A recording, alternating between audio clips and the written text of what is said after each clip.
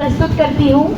मैं पुष्पांजलि सिंह पल्सन प्रसार अधिकारी काट शाहजहांपुर से हूँ और उसके बाद मैं अपनी बात को कुछ पंक्तियों से शुरू करती हूँ।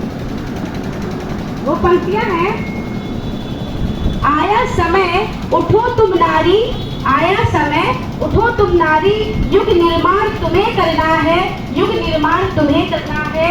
आजादी की खुदी नींव में, आजादी की खुदी नींव में तुम्हें प्रगति पत्थर रखना है, तुम्हें प्रगति पत्थर रखना है। अपने को कमजोर न समझो, हम लोग कमजोर नहीं हैं, बिल्कुल भी कमजोर नहीं हैं। अपने को कमजोर न समझो, जननी हो संपूर्ण जगत की। इस जगत की जो शुरुआत है वो आदि शक्ति से होती है, माँ से होती है ना।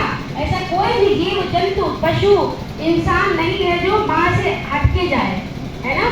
तो जगती जननी हो संपूर्ण जगत की, जिसका अच्छा होगा अपनी संस्कृति की आहट हो स्वर्णिम आदत की। वीडियो बनाना तुम्हें वीडियो बना रहे हैं, चल ठीक बन रहा है, ठीक है। अपने कर्मों से रचना है, तुम्हें नया इतिहास देश का अपने कर्मों से रचना है।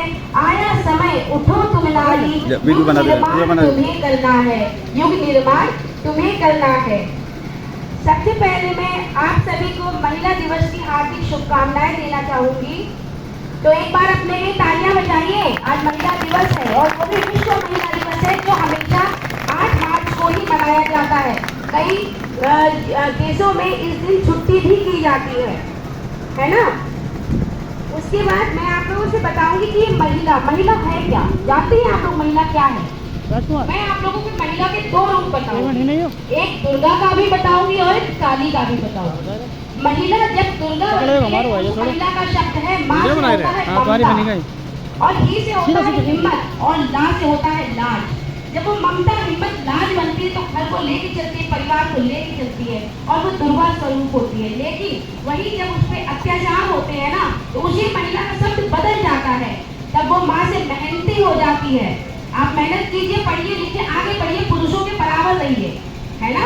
कोई कमी तो नहीं है, जैसे वो खाते हैं वैसे हम खाते हैं, जैसे वो चलते हैं वैसे हम चलते हैं। भगवान ने जब हमारे साथ कोई पक्षपात नहीं किया है तो यहाँ कौन कर सकता है? हमें अपने आप को समझने की जरूरत है ना। जब हम आप अपने आप को समझेंगे तभी हम आगे बढ़ेंगे। तो पहले माँ का शब्द क्या है? मजबूत। इधर बैठा है। क्या है? दूसरे डी का शब्द क्या है? हिम्मत। और तीसरे जो ला शब्द है वहाँ पे लज्जा का यहाँ पे लाजवाब हो चुका है। अगर आप पढ़ के कुछ आगे बढ़ती हैं तो आप लाजवाब हो जाएगी। और वो कभी उन्होंने दुर्गा का रूप मान रखा तो कभी काली का। समय अनुसार आपको अपना अस्तित्व देखना है। ये भी नहीं कि कोई आपको प्रताड़ित कर रहा है, आप दुर्गा बनी जा रही, फांसी पे चली जा रही, ये नहीं करना।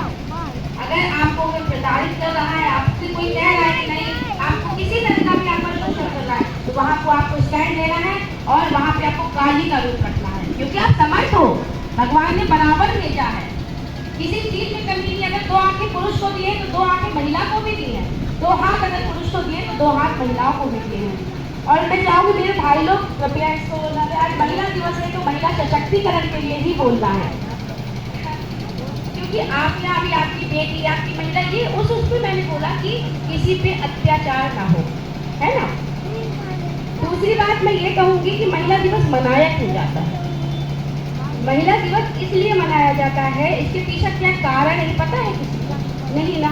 इसके पीछे ये कारण है कि आप अपने जो आपके मतलब जैसे कि आपके जो अधिकार है, शिक्षा का अधिकार, हर चीज़ को आप समझो कि आप आगे बढ़ोगे तो आप कुछ बनोगे। आज मैम खड़ी हैं, जैसे नेहा जी का नाम लिया जा रहा है, ये भी महिलाएं हैं ना।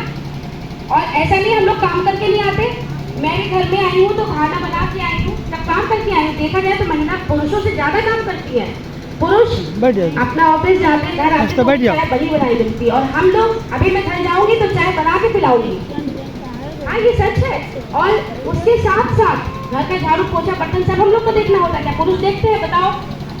है हम लोग चाहे डीएम बन जाए, कुछ भी बन जाए, पर कभी भी हम लोग अपने कर्तव्यों से नहीं हटते हैं। एक बच्चे को जो पालना होता है तो वो भी हम माएँ ही करते हैं।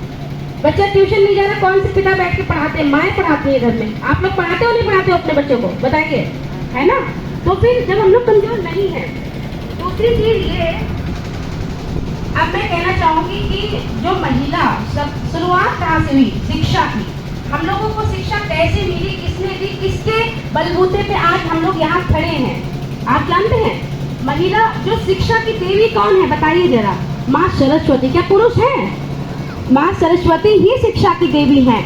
उन्होंने अपने रूप में, महिला के रूप में सावित्री बाई फुले जी को जन्म दिया। ऐसे समझिए कि वो सरस्वती जी का रूप लेके हमारे आपके लिए आई। जब उनकी 13 वर्ष की आयु में शादी हुई और उस समय वो अनपढ़ थी, वो पढ़ी लिखी नहीं थी उस समय। किनसे शादी हुई? ज्योतिबा बाई फुले से।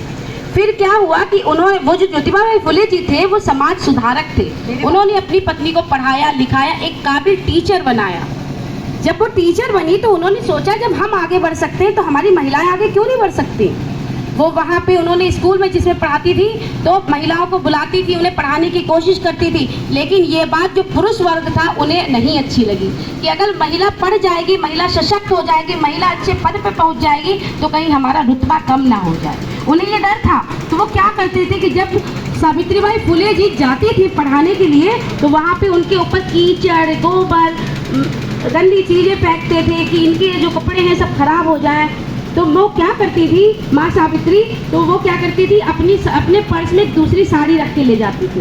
जब रास्ते में उनकी साड़ी वो गंदी हो जाती थी, पहली साड़ी, तब वो स्कूल जाकर दूसरी साड़ी पहनती थी और पढ़ाती थी महिलाओं को, बच्चियों को। और फिर जब वापस आने का समय होता था तो वापस वो उसी साड़ी को पहन लेती थी और पहनकर वापस आती थी अपने घर। तो उन्हें पता था कि जब हमें जाते समय हम पे ये दुर्व्यवहार हुआ है तो आते समय भी सेम वही होना महिला, क्योंकि पुरुषों को नहीं अच्छा लगा कि वो आगे बढ़े।